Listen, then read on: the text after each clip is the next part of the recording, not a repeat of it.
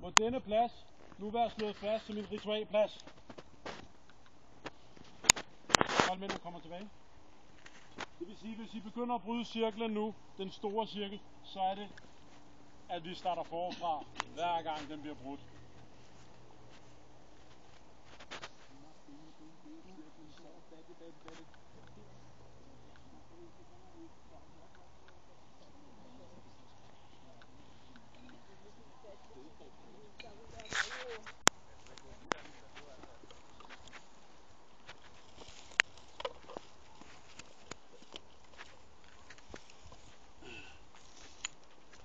Godt. Vi starter med... Ja, skal vi ikke gøre det højt, så vi kan høre det? Jo. Den første del af ritualet, det er, at jeg vil tage et par af disse øjne, dem jeg kaste ind i skyggeriften, for at finde, hvad der er derinde med mit og min lærlings og troldmændenes syn, så vi kan se, hvis faren kommer mod os, så vi er advaret på forhånd, hvis faren kommer. Troldmænd, vi begynder at messe og kanalisere jeres kræfter. Lad døden mig skue, hvad der er inde i riftens lue. Lad døden mig skue, hvad der er inde i riftens lue. Lad døden mig skue, hvad der er inde i riftens lue.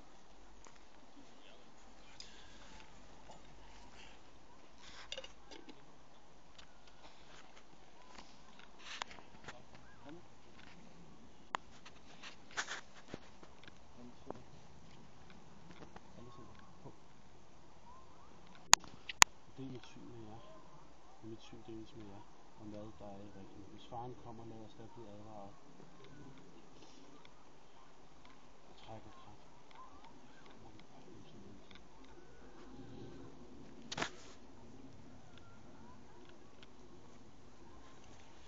Næste del. Vi vil gå i gang med at lave en cirkel af salt. Salt er renhed. Vi prøver at indkapsle noget af det negative derindefra i salten. Inden da, så skal vi have skabt kilden. Det er nu, at alle skal være klar. Det er nu, vi som troldmænd har brug for jeres hjælp til at stole på os. Det er nu, vi skal have skabt kilden. Hvis I ikke stoler på os, så kan kilden være defekt. Vi har brug for renhed til at skabe kilden. Vi har brug for mana til at skabe kilden. Vi har brug for ikke livskraft, men energi, vilje, styrke.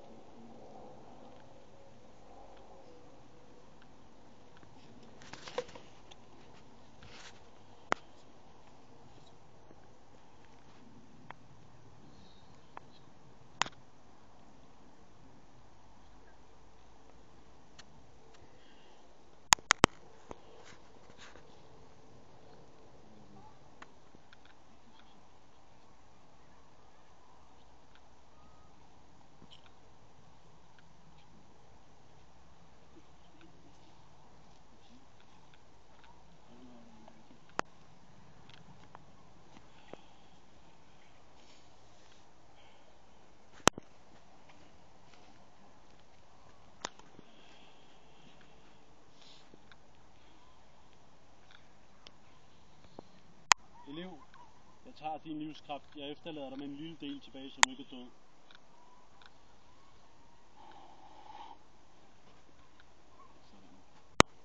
Kilden er dannet. Fokuser jeres energi. Og kig op. De arkanske kræfter omkring mig skal nå. Skyggeriften mig ej, eller nogen her skal få. Vi skaber nu en magisk kile. Med den vil vi bringe riften til hvile.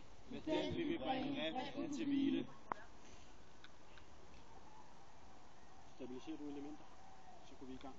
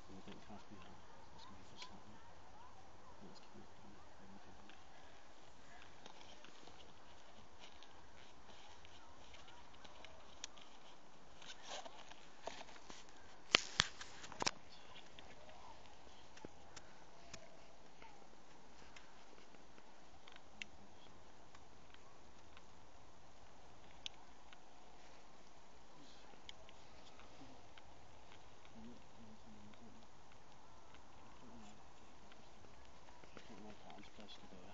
Omkring mig livet, jeg skal være. Omkring mig korridoren skal beskytte. Det skal vi hermed. Et felt. Gravens plads rejser sig. Gravens plads. Vi får et velkommen.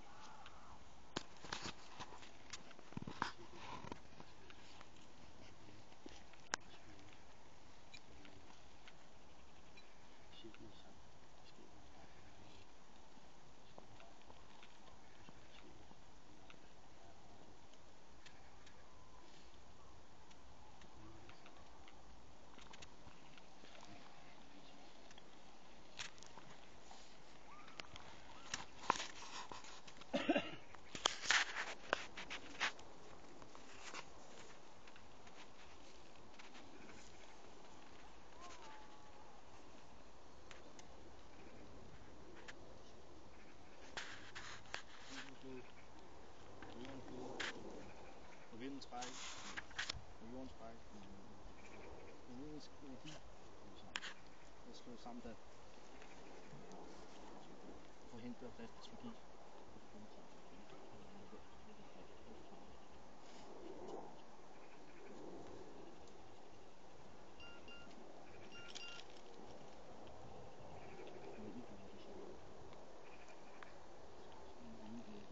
Må ilden gløde! Må ilden gløde! Må jorden bløde! Må jorden bløde! Må vinden trække! Må vinden trække! Må vandens iskopper sprække! Må vandens iskopper sprække! Elementernes energi! Med elementernes energi! Lad ej riftens magi blive fri! Lad ej riftens magi blive fri! Det her kommer til at ske.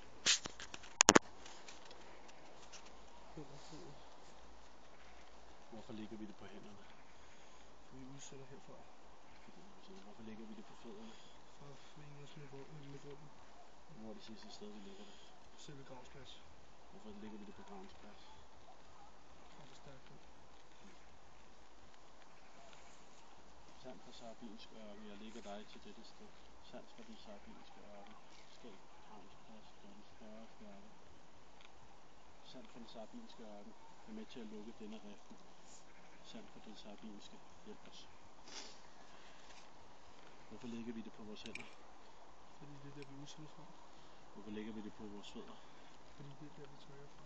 Hvorfor lægger vi det på jorden? Fordi at vi forstærker gravens plads.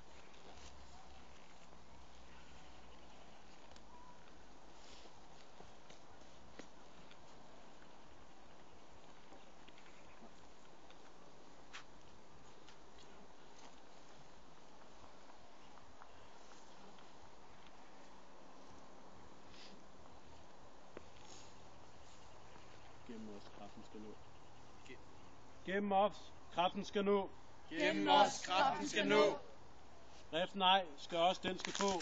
Riften også, den skal få. For troldmændenes kræfter er vores dybeste cirkel. For troldmændenes kraft er vores dybeste cirkel. Den arkanske magt, der er vores pragt. Den amerikanske kraft er vores kraft. Luk denne rift. Luk denne rift. Bryd dette sted. Bryd dette sted. Kløv denne rift. Kløv denne rift. Jeg kalder de arkanske kræfter til mig. Jeg kalder de arkanske kræfter til mig. Jeg kalder vores dybeste hemmeligheder til os. Jeg kalder vores dybeste hemmeligheder til os.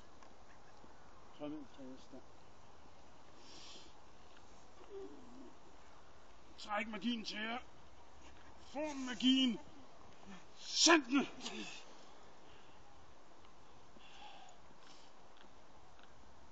Jeg tager resten for dig. Jeg tager resten for dig.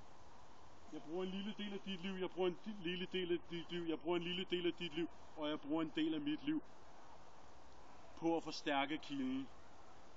Send jeres livskraft til mig.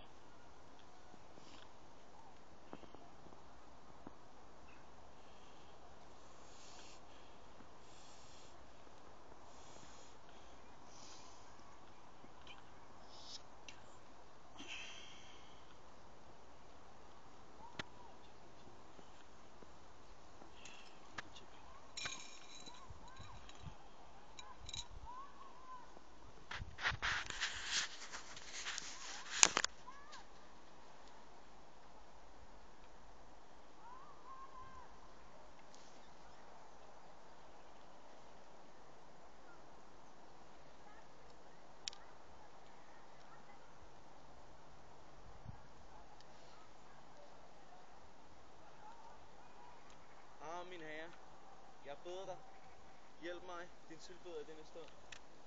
Hjælp os med lukke riften, så der kan være glade og drikke dit navn. Hjælp os igen. Du hjælper os, der vi bekæmpet skyggerne, der vi bekæmpet ondskaben den mørke nat. Jeg ved, at jeg som burde nok bedst af alle vide, at du aldrig gør noget gratis. Så her er et bidrag. Jeg beder dig, hjælp os i denne stund.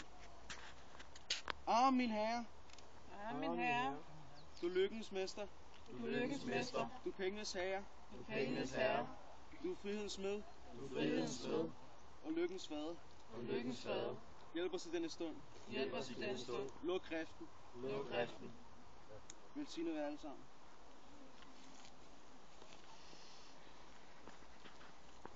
Tiziana, vor moder, du som lyser for os, du som viser os vejen, du som skræmmer mørkets væsener bort. Hør vores bud, kom til vores hjælp. Tiziana, vor moder, Tiziana, vor moder, lysets engel, lysets engel, spred dine vinger, spred dine vinger, brænd dette mørke væsen væk, brænd dette mørke væsen væk, luk dette skyggerige, luk dette skyggerige, og bring lyset tilbage, og bring lyset tilbage, så Novus igen kan leve under dit lys. Ære være Tiziana. Ære være Tiziana.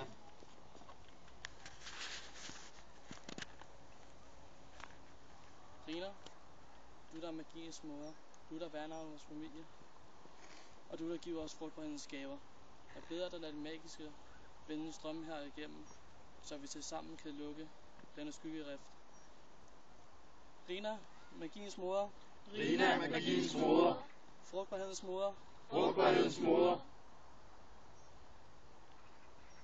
Familiens moder. Familiens moder. Beder dig om at hjælpe os og velsigne os, så vi Beder kan dig om lukke at denne hjælpe os skyggerift. og velsigne os, Så vi kan lukke denne Så vi kan lukke denne skyggerift.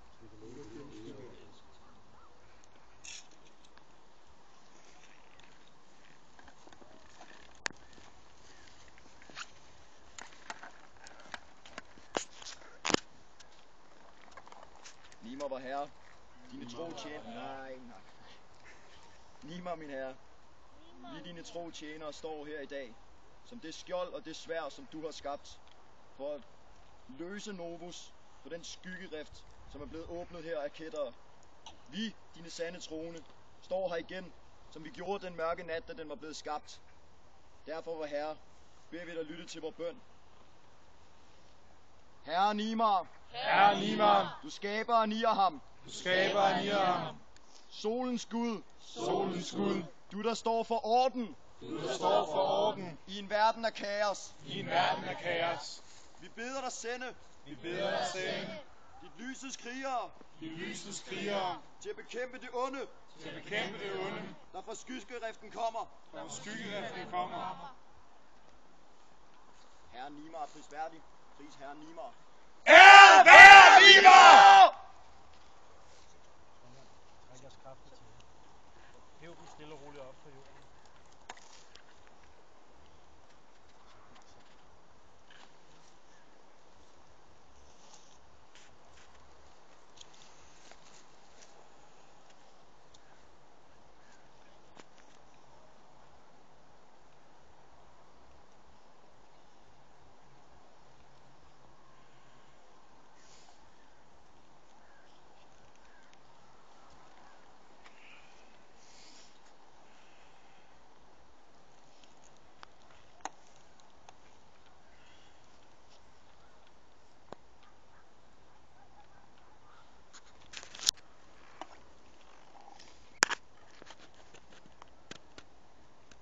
Nexus.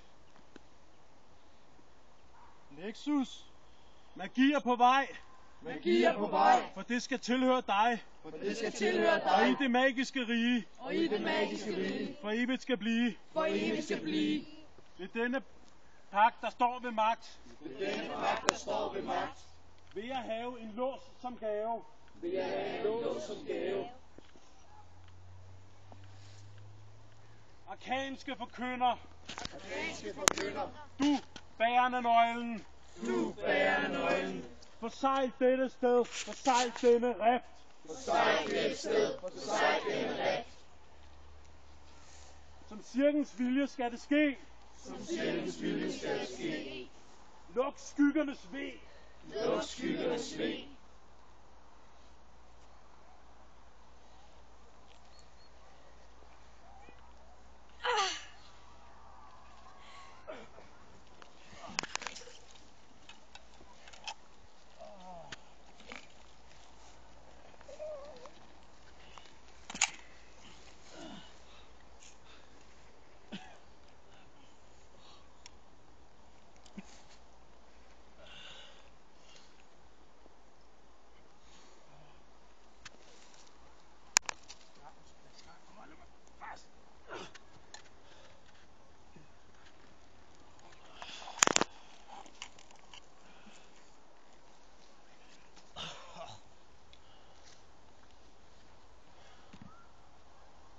Nu har vi rimelig meget blod og sardinsand på hinanden. Gider I hjælpe de andre op?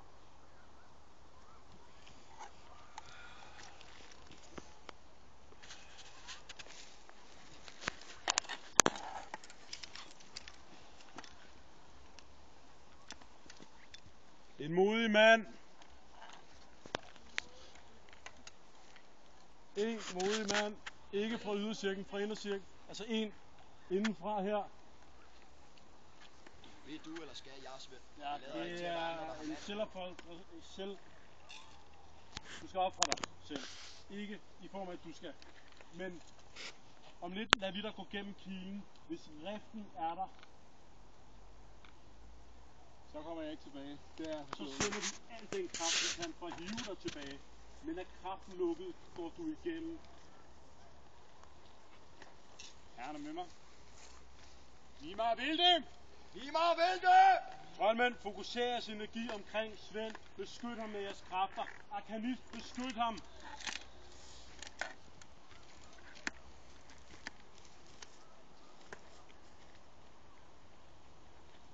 Svend, jeg kan se ham. Han er der endnu. Riften er lukket!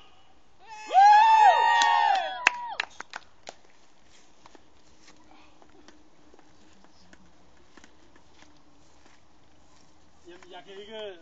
Tak.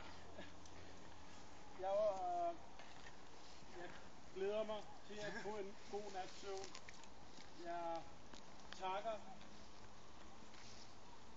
til hende, der skænker mig mine kræfter. Og jeg ønsker at tage af Boranias mærke og bære Rinas mærke, hvis det mig tilladt.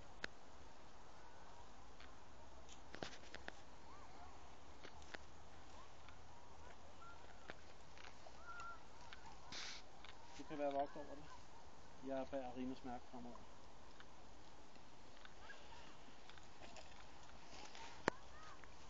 Andre troldmænd, der har lyst til at foretage det samme, så er I velkommen.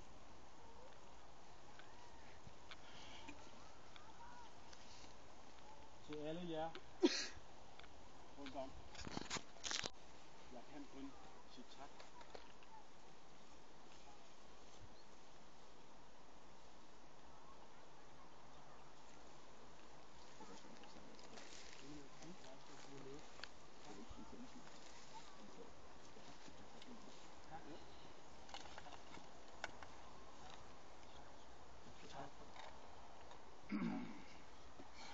Til jer i cirklen. Det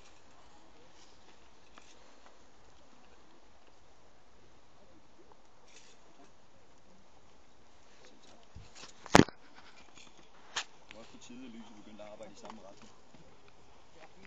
Svend! Jeg har brug for at røre mig.